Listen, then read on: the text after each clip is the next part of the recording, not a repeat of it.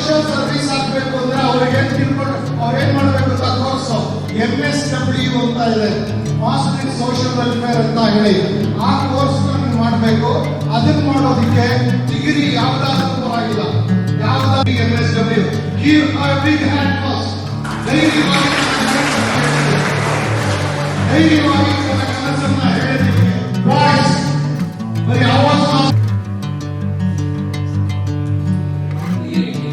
Very good. Give a big hand. NDA exam pass ಮಾಡ್ಬೇಕಂತ ನೀವು science ಓದ್ತಾ ಇದ್ದೀರಾ, ಸೈನ್ಸ್ ಓದ್ತಿದ್ದೀರಾ PUC ನಲ್ಲಿ.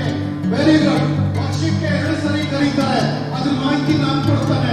ಅದನ್ನ ಪಾಸ್ ಮಾಡ್ಕೊಂಡ್ರೆ ಅಲ್ಲಿ 3 ತರದಕ್ಕೆ ಸೆಲೆಕ್ಷನ್ ಆಗುತ್ತೆ.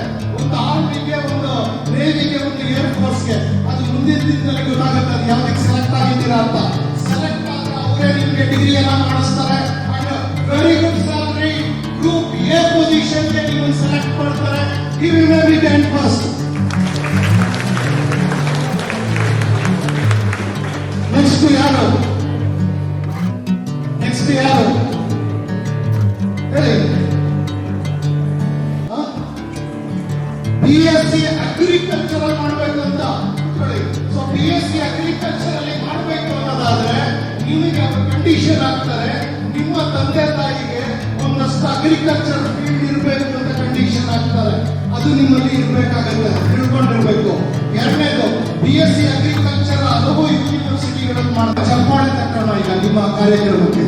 Okay, let's start clapping. Let's start clapping.